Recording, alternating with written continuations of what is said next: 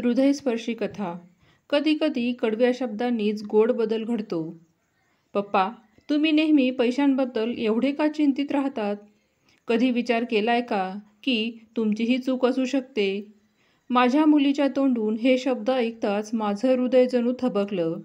रोजच्या साध्या जेवणाच्या टेबलावरून आलेली ही एक वाक्य हवेतून सरळ माझ्या कानात शिरलं.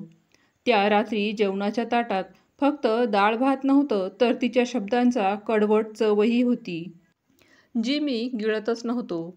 बायकोने तिला इशाऱ्याने गप्प बसवण्याचा प्रयत्न केला, पण उशीर झाला होता.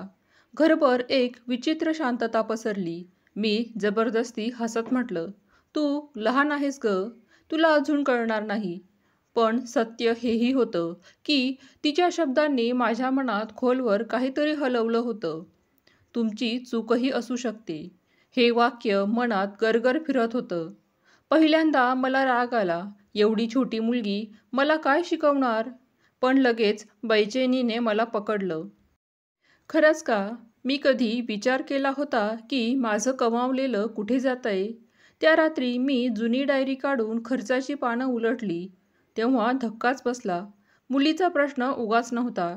माझ्या बऱ्याच अडचणींचं कारण मीच तर होतो. का?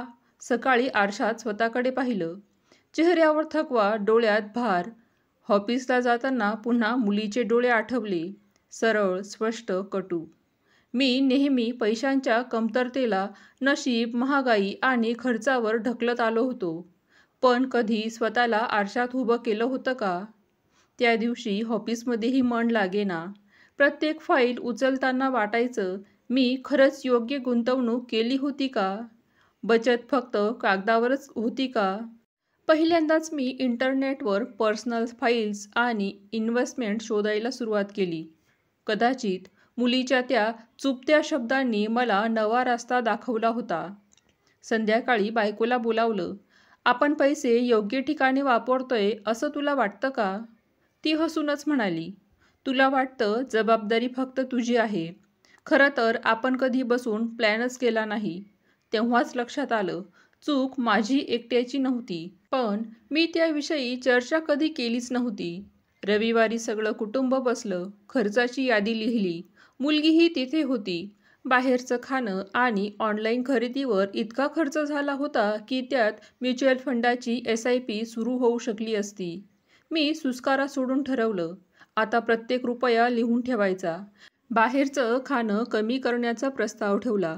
मुलगी हसून म्हणाली, म्हणजे पिझ्झा फक्त महिन्यातून एकदाच? बायकोही हसली, पण थोडी काळजीत होती. एवढं शिस्तीत किती दिवस राहील? माझ्याही मनात प्रश्न होता, पण कुठेतरी आतून आशेचा किरण होता. 3 आठवड्यांनी मी पहिल्यांदा म्युच्युअल फंडाची SIP सुरू केली. पैसे अकाउंटमधून गेले तेव्हा धडधडलं. पण मुलगी म्हणाली, पप्पा, हे बीज लावल्यासारखं आहे, हळूहळू झाड होईल. तिच्या निरागस शब्दांनी मला शांती दिली. हळूहळू घरचं वातावरण हलकं झालं. मुलगीही पॉकेट मनीमधून थोडे पैसे जतन करू लागली. काही महिन्यातच ऑफिसमध्ये माझ्या कल्पनांनी मॅनेजर खुश झाला. फायनान्शियल मॅनेजमेंटच्या नव्या प्रोजेक्टची जबाबदारी आणि बोनस मिळाला. हे सगळं मी घरच्या बजेटमधूनच शिकलो होतो. नंतर एका मित्राने मला त्याच्या स्टार्टअपचा आर्थिक सल्लागार बनवलं. माझ्या सल्ल्याने त्याचा खर्च अर्धा झाला आणि मला हिस्सेदारी मिळाली. काही महिन्यांनी मोठ्या कंपनीने तो स्टार्टअप खरेदी केला आणि माझा छोटा हिस्सा सोनं ठरला. जो माणूस महिन्याच्या अखेरीस हिशोब पाहून घाबरायचा, त्याच्याच खात्यात आता स्वप्नातही न वाटलेली रक्कम आली होती. मी रात्री मुलीला मिठी मारून म्हटलं, हे सगळं तुझ्या एका कटू वाक्यामुळेच झालं. माझं आयुष्य बदललं. पण खरी कमाई पैशात नव्हती, घरातील संवाद खुला झाला. प्रत्येक प्लॅनमध्ये सगळ्यांचा सहभाग होता. आता मला जाणवलं, पैसा फक्त समाधान आहे, मंजिल नाही. खरी श्रीमंती म्हणजे प्रेम, प्रामाणिकपणा आणि वाटून घेणं आहे. तेव्हा मुलगी म्हणाली, पप्पा, खरी श्रीमंती तीच जी वाटल्यावर वाढते. तिचे शब्द हृदयात घर करून गेले. आज जेव्हा मागे वळून पाहतो तेव्हा जाणवतं, जर त्या दिवशी मुलीने ते कडवट वाक्य न बोललं असतं तर कदाचित माझं आयुष्य असंच तगबगण्यात गेलं असतं. कधी कधी खरंच आयुष्यात टोचणारी वाक्यच सर्वात मोठी औषध ठरतं. कधीकधी आपल्याला सर्वात जवळच्याच एखाद्या साध्या पण कटू वाक्याने डोळे उघडतात. पैसा हा जीवनाचा आधार आहे, पण खरी संपत्ती म्हणजे संवाद, नियोजन आणि नात्यातील प्रेम हेच आहे. योग्य नियोजन, शिस्त आणि एकमेकांची प्रामाणिक चर्चा केल्याने आर्थिक स्थैर्य तर येतच, पण घरातील ताण कमी होऊन नात्यात गोडवा वाढतो. व्हिडिओमधील कथा आवडली असेल तर प्लीज लाईक करा, शेअर करा, सबस्क्राईब करा. धन्यवाद.